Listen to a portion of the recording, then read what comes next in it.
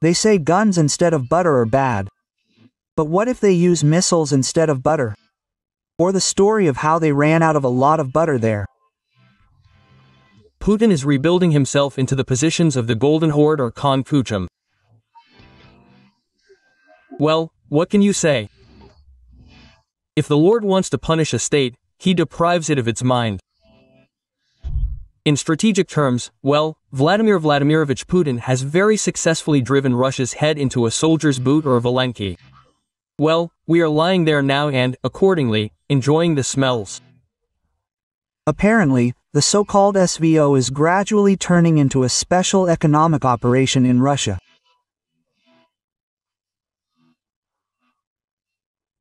In January to April, food production in Russia fell significantly for the first time compared to 2021. In annual terms, the indicators for the so-called Big Food 3 are 32.3% lower for sugar, 15.5% lower for butter, and 7.8% lower for flour.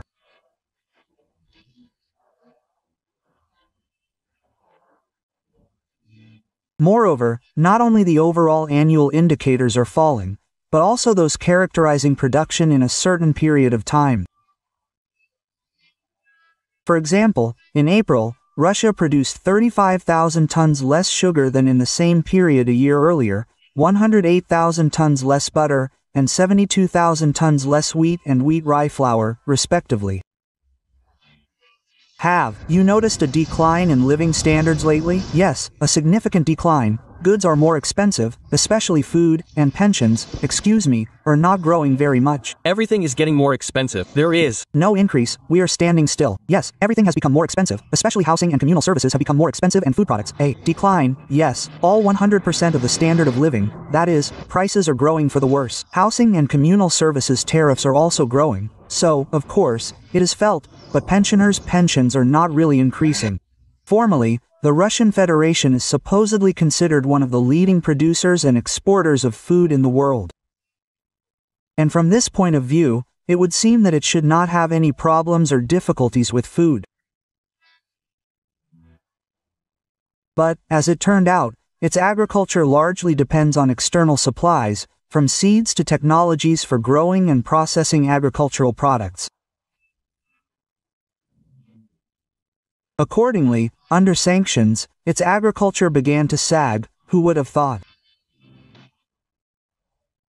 To this were added crop failures of certain crops. This is understandable, as well as the peculiar, in other words, tough credit and monetary policy of the local central bank in the context of permanently growing war expenses. Loans for agricultural producers, simply put, became unavailable. Various programs to support the village began to dry up significantly or even cease altogether.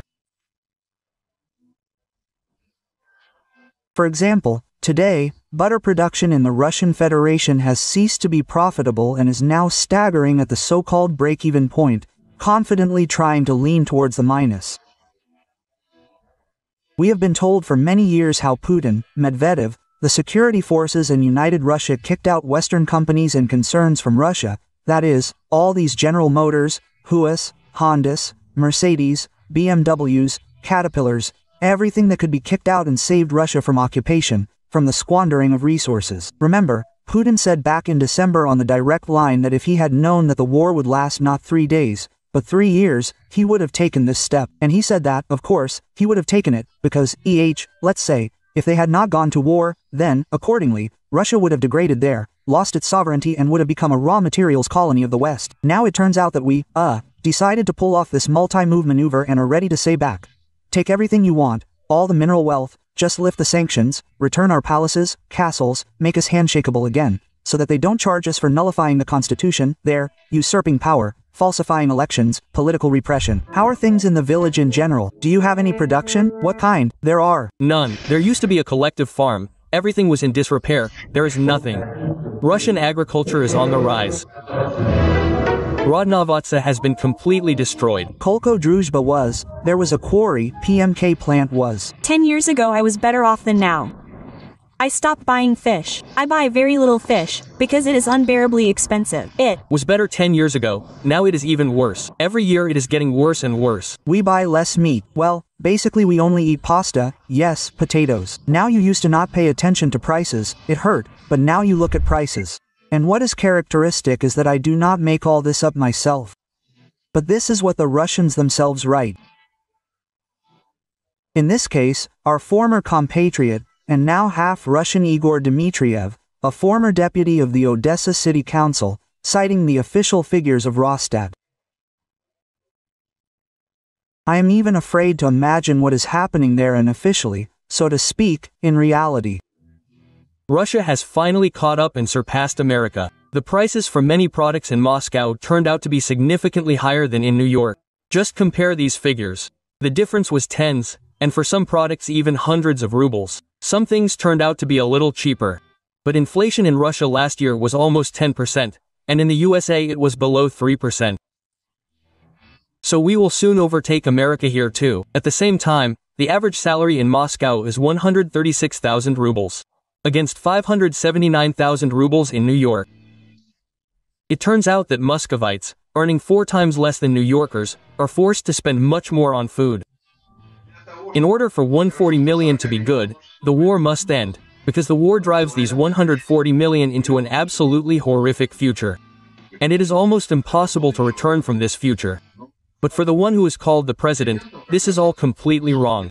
It is important for him to maintain his position, and for this he is ready to sacrifice the remaining 140 million in tenders easily, simply without any stress. Therefore, yes, from the point of view of the Russian economy, it is better for the war to end, for soldiers not to die, for such gigantic amounts of money not to be spent on weapons. But this is such an abstract construction.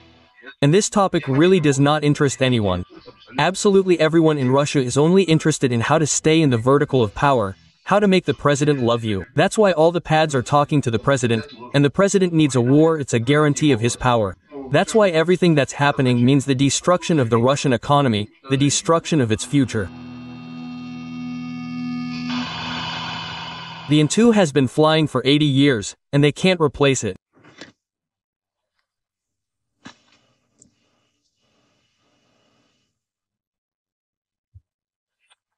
And in April of 25, a contract was signed with UZGA to refine the prototypes, and the design problems are being eliminated.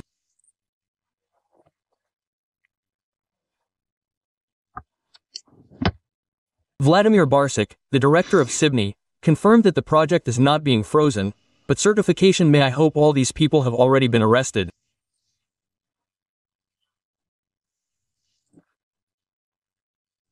I just hope that the Ministry of Industry and Trade has already turned to the investigative bodies with all its might.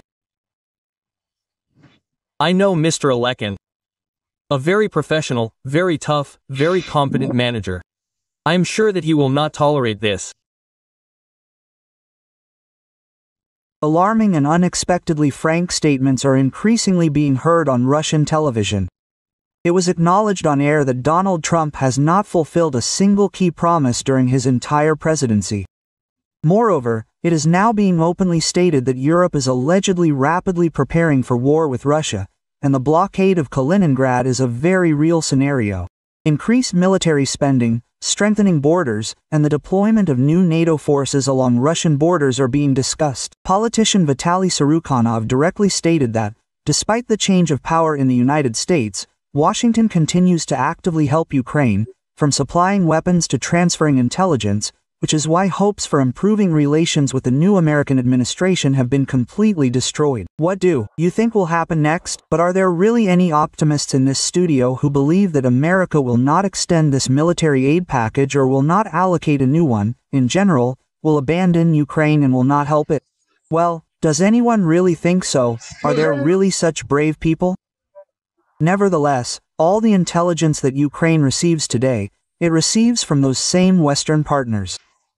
They have not cut anything back there radically. That is, and all the same, it is still a factor in their opposition to Russia. Therefore, there is no need, again, to put on rose-colored glasses here and assume that the Americans really think so. Yes, they do not. Moreover, Trump really looks confused lately.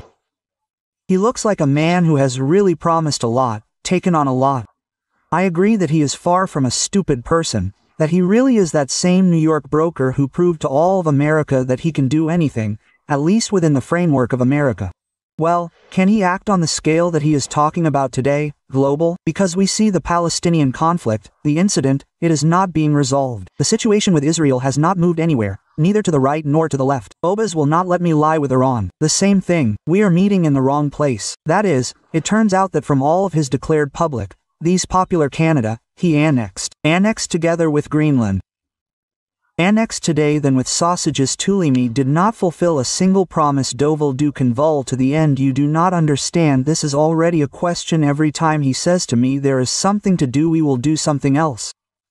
Weeks. Lately in the studios of state propaganda there is increasing panic all attention is now focused on Kaliningrad which, according to their version, may end up in isolation Roman there is a really frightening moment in this whole story Trumptoboxum he is somewhere there for us beyond the Atlantic and the move is poor we will always come to an agreement with him. Moreover, there is this positive track today internal, yes, we communicate with them. This is not the stubborn Biden administration, but there is another monkey with a grenade, which is arming, arming and arming. These are the Europeans. They really are going to fight us at least by 2030, because you can see how they are rearming, what budgets they are laying down, how their economy is gradually getting on a war footing.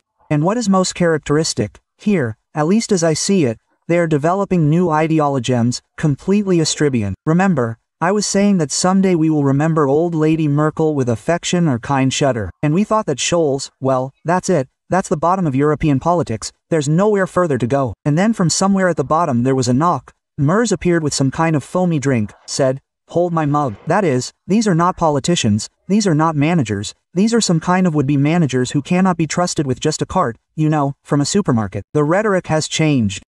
Those who were recently called weak European managers are now described as determined and dangerous rivals. And after 3 years of war, this is the main question heard on the air. What to do next?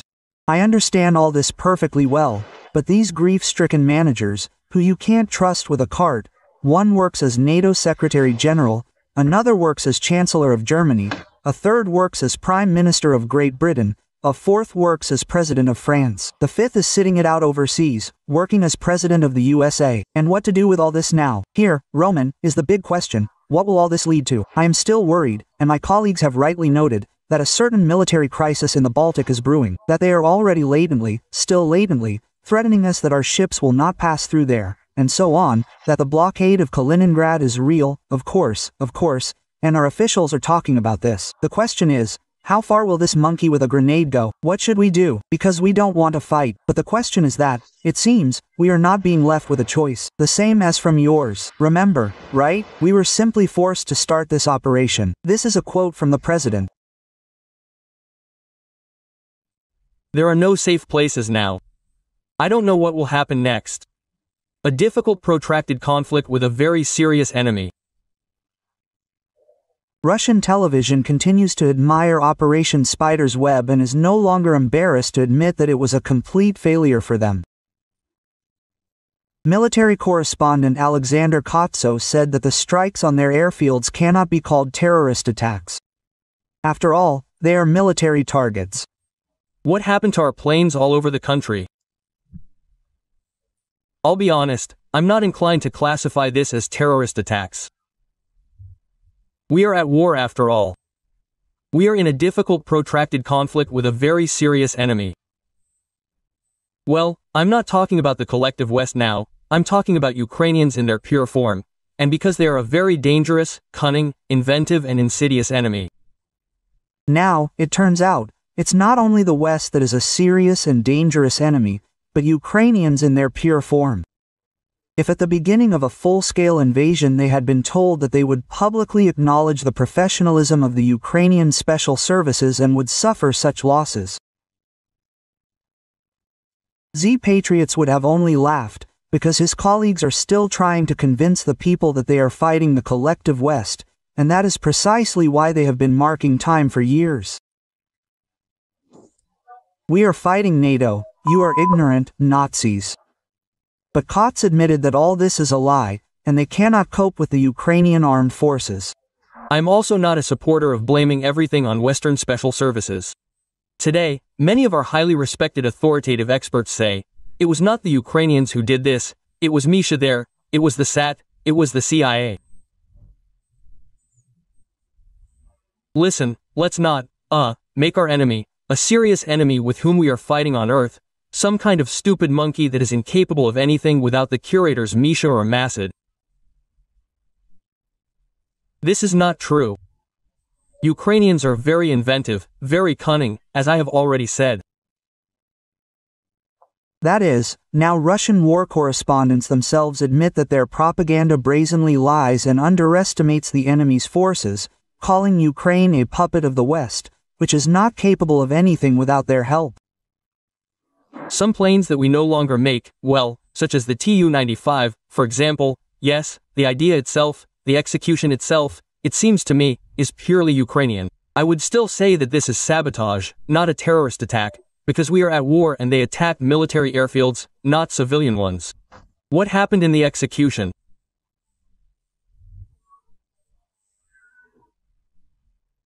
Yes, we see this, a very painstakingly prepared conspiracy theory conditionally conspiracy theory sabotage, when several trucks were prepared in a warehouse that was filmed, which loaded portable cabins, yes, in the roof of which devices were mounted, in which there were all-weather drones, controlled via cellular internet through GSM modules.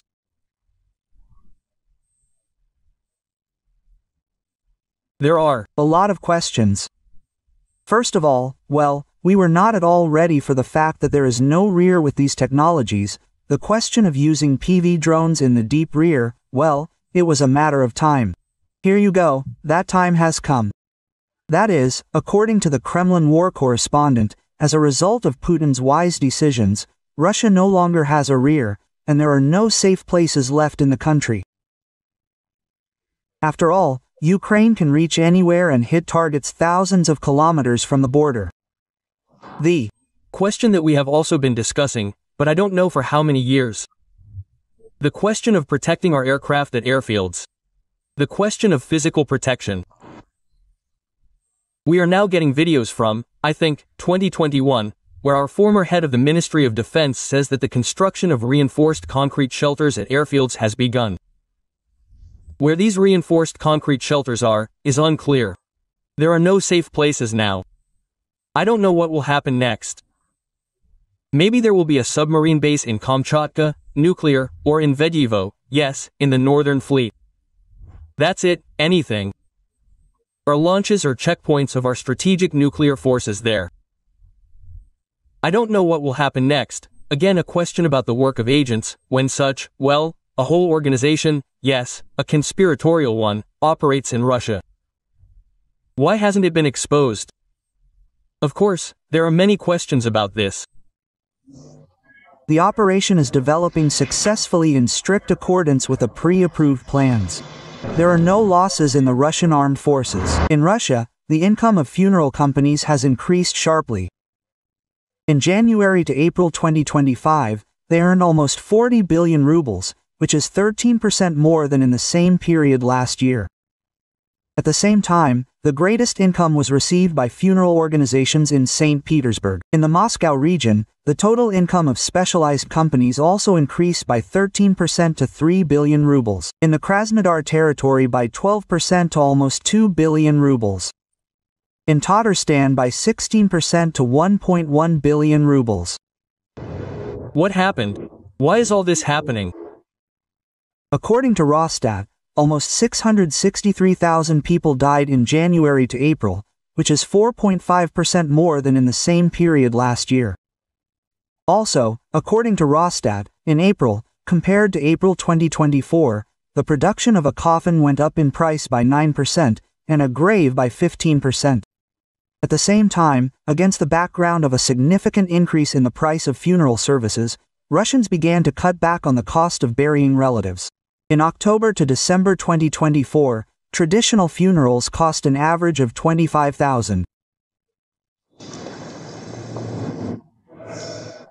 1, 2, 3, hooray!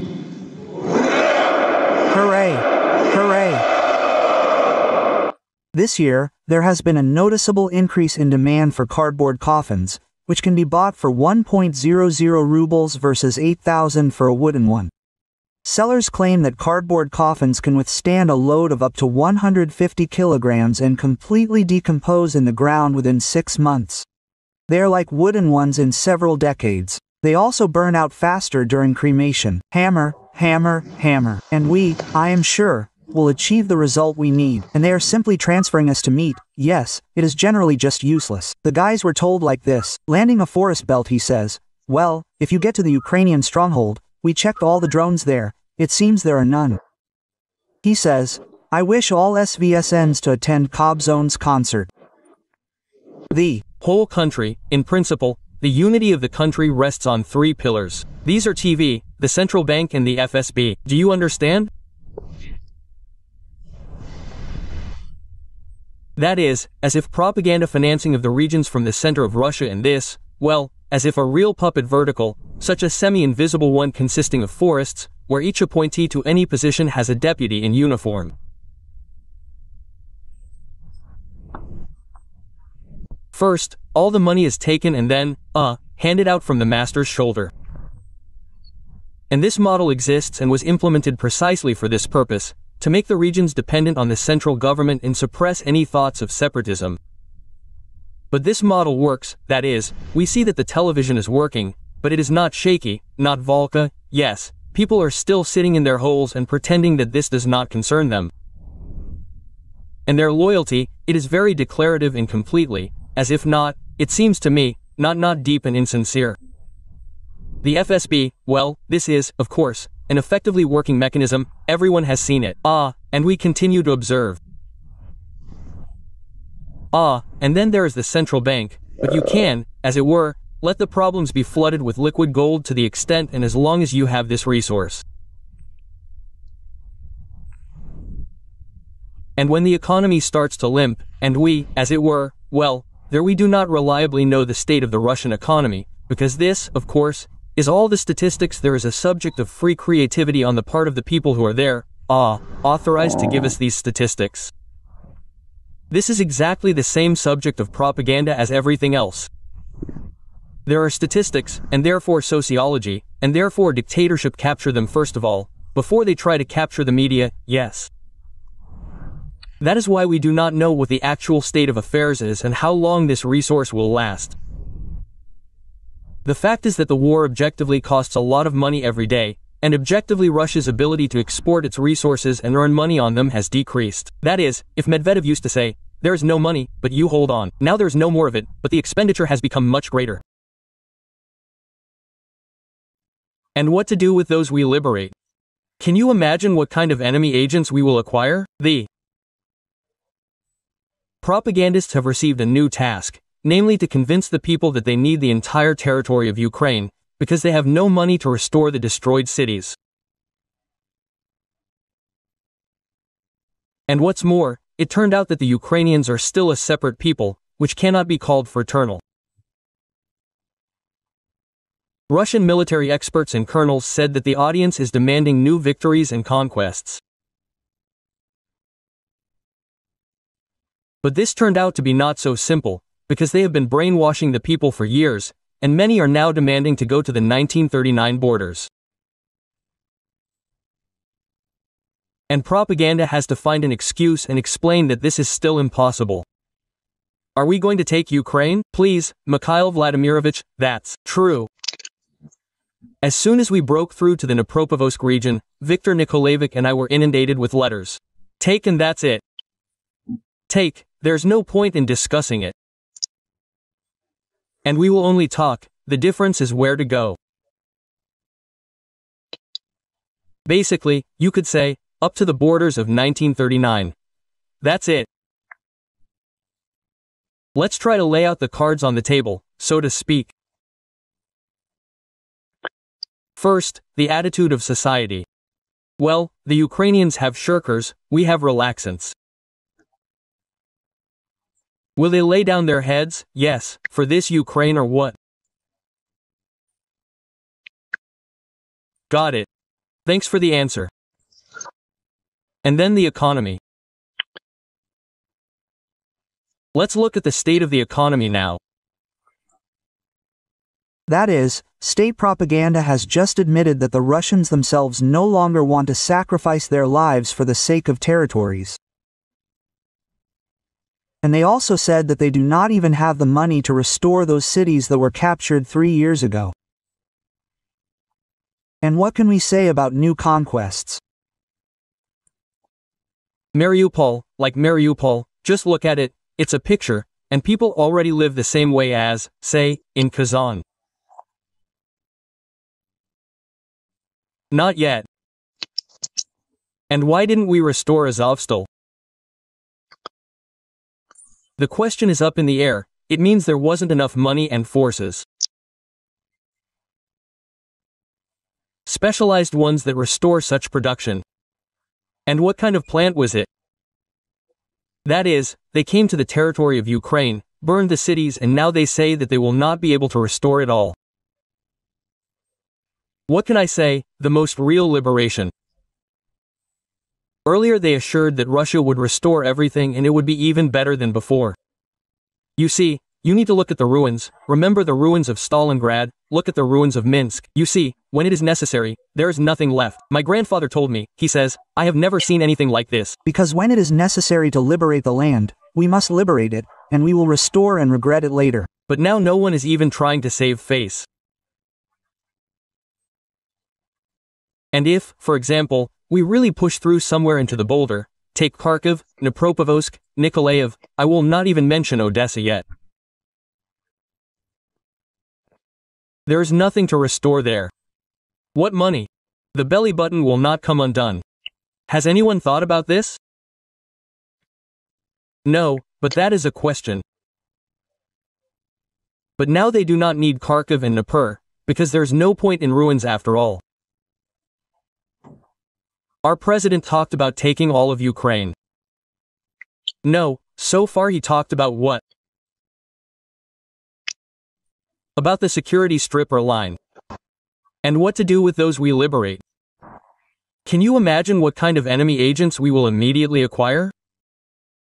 And what will happen? So that's a question. It's simply amazing. In the 4th year of the war, they still haven't found out what to do with the so-called liberated Ukrainians.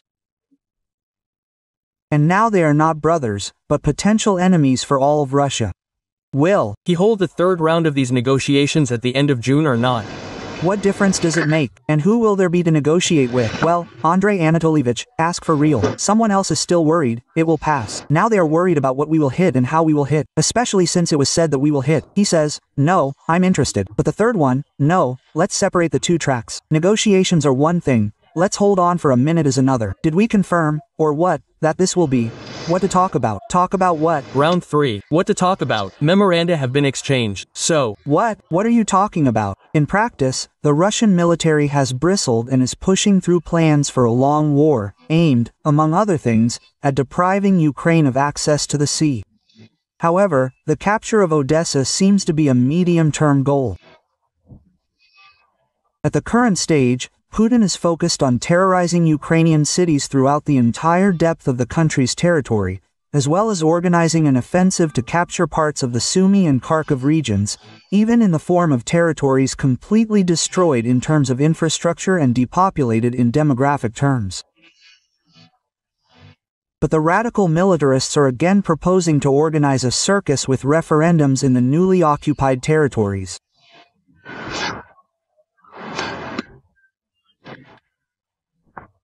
Was the assertion of one of our negotiators that if 4 new Russian regions are not recognized right now in the near future, then next time there will be 6 regions.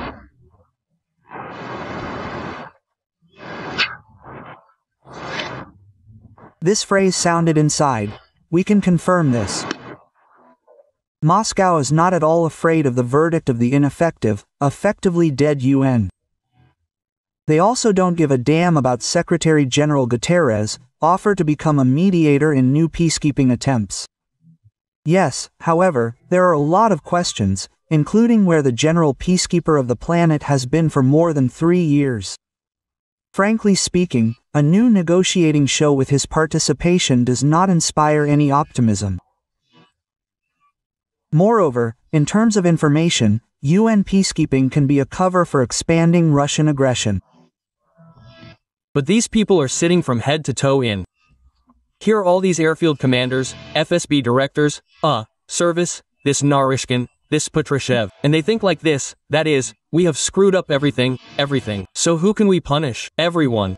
We all need to be punished, or let's maybe send Putin home already. Well, since that's the story, now if we finish Putin off, as it were, and finally resolve the Putin issue, then all this will be forgotten. This whole life will start all over again. It will turn out that he is guilty, but there will be someone to blame. The Kremlin veteran himself had an ambivalent attitude towards his own military due to the fear of a military coup, similar to the notorious Wagner March in June 2023. For this reason, in Russia, the generals look like bastards with the heroes of the SVO. Actually, all this is a projection of Putin's fears, which see threats to their dictatorship in everything and everyone. And where should the sanitary zone end? Well, it won't go near Kharkiv, apparently. It should end somewhere near the Carpathians. Oh well, exactly, the Atlantic. By the way, if anything, I'm ready. If necessary, right now, in my free time from the air, I'm ready to serve the motherland in any capacity. Ask for his book tomorrow in the section for those with early dementia or